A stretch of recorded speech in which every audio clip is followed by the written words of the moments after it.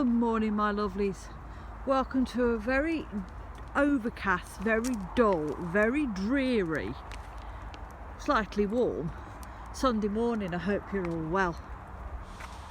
And good morning, ladies, and welcome to our Soulful Sunday, Menopause and Me. I hope you're all well. I hope you have sailed through your menopause this week, and I hope it's not caused you too much grief. So this morning, lovelies, I thought we'd look at the more stranger symptoms of the menopause. Now, when I mean symptoms, I mean things like we all know we get hot flushes, night sweats, lack of sleep, irritability, piddling like a racehorse.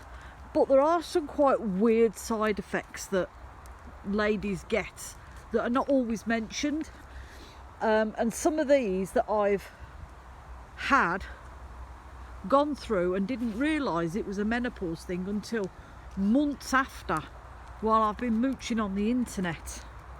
So I thought we'd kick off with itchy skin. My days, lovelies, the perils of itchy skin. It feels like your skin's gone really dry, or that you've got something crawling over your skin, or you've walked into a spider's web. Itchy bloody skin drives you mental, and it doesn't matter how much moisturiser you pop on your skin, it doesn't seem to alleviate the problem.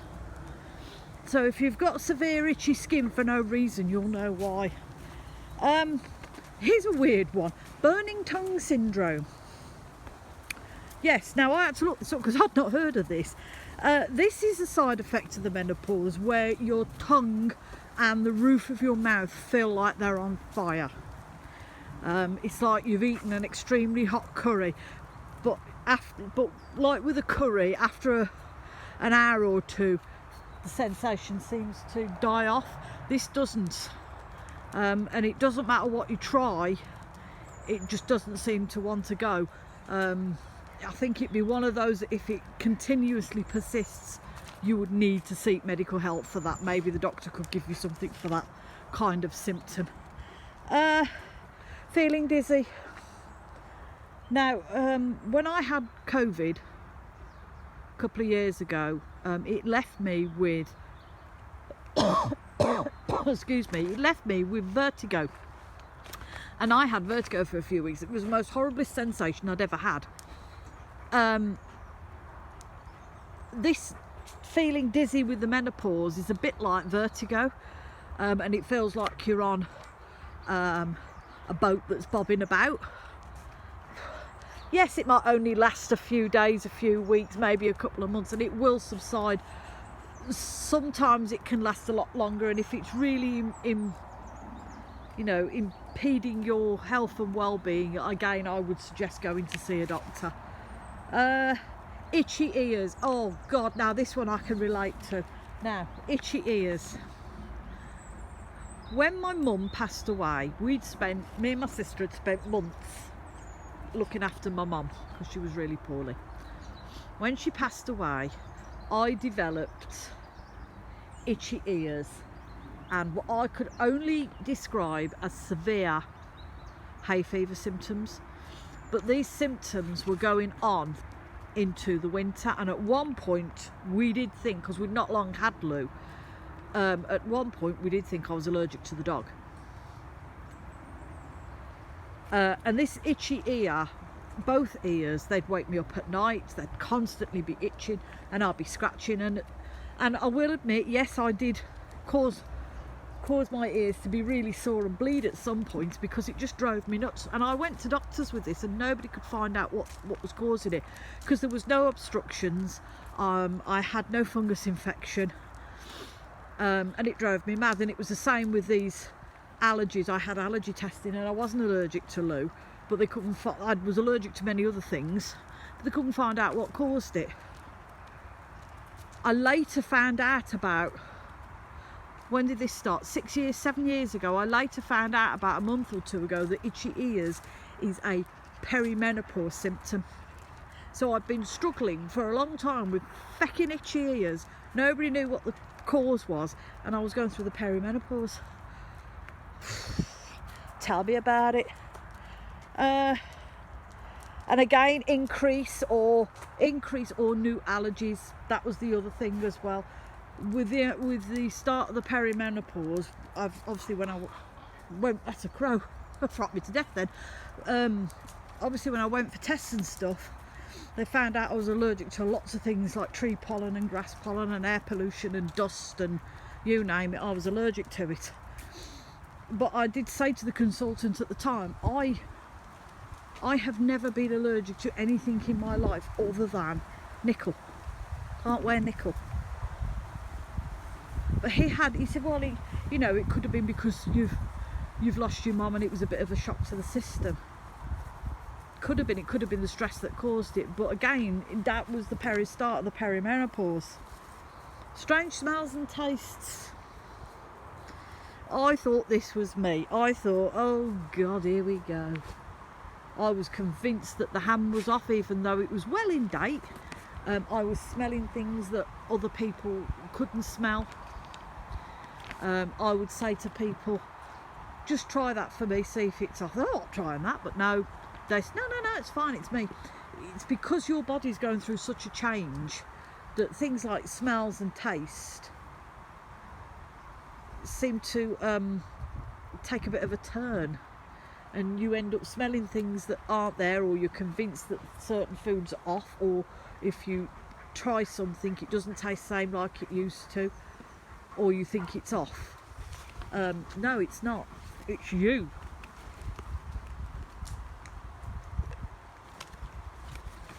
It's you and the bloody menopause. Lack of motivation. I say this every morning, my get up and go got up and left. I have no motivation at all. It takes me such a long time to get organised and get ready, and if I have a free day and I know I'm not going to work and I know I haven't got to run errands, I'll be quite happy sitting in my jammies all day and bugger all will get done. Everything is such an effort to get done, and it's not you being lazy. Where are you going? Oh, it's not you being lazy, you've just got no motivation, you've just got no energy and no drive to do anything. It's just, that's another symptom of the menopause. Dry eyes. This is the thing that drives me mad. I get very dry eyes and very cloudy eyes, and I've been to the opticians on several occasions thinking that I might need to have my glasses changed. No, my eyesight has not changed at all, not drastically anyway. But I did say to her, you know, I do have very dry and itchy eyes. And she's like, yeah, she says, last time I went she looked it up and she said, yeah, she says it's nothing new with women of our age. She says it does happen, it's just one of those things. I was like, okay. What she did suggest was to get what you call an eye mist that you can spray onto your eyes, and it will help keep your eyeballs moist and lubricated. And she said, you know, and if you're constantly getting cloudiness in your eyes, just bathe them in some warm water on a cotton pad. She said, but there's not a lot you can do about that, it's just one of those things. So try not to rub them, ladies, because you're going to make your eyes really sore. Dry mouth. When I'm at work, the dry mouth syndrome is worse because I'm busy and I'm doing stuff, because I'm on my feet racing round. When I'm at home, I still have a dry mouth, but it's not as bad. But I find myself craving stuff to try and alleviate it. One of the things I found actually, which was quite helpful, was freezing grapes. They're like sucking on a hard-boiled sweet, but without all the sugar. So I tend to put some grapes in a freezer, in a bag in a freezer, and I'll suck them like cardboard sweets, and that seems to alleviate the dry mouth somewhat. Don't know, it might work for you. It's a bit of a trick. Come on. What are you doing? You done? Come on, this way. Come on. Mum, want a sweetie? Bear with, lovelies.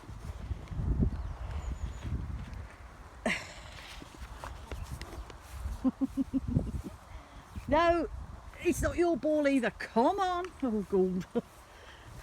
There's dogs about, and one of them wants to say hello and the other one's got a ball and we don't know where we're going. So just bear with, lovelies, a minute. That's it, good girl. Okay. The next one, next and last one.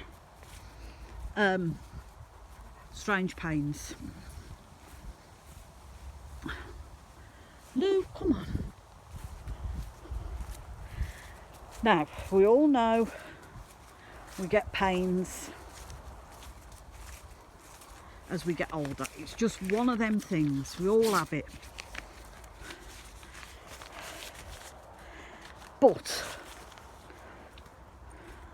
we get pain where we wouldn't expect pain, or we have a continuous pain in a place that probably lasts for a few days to a week and then it disappears and you wonder what it was all about.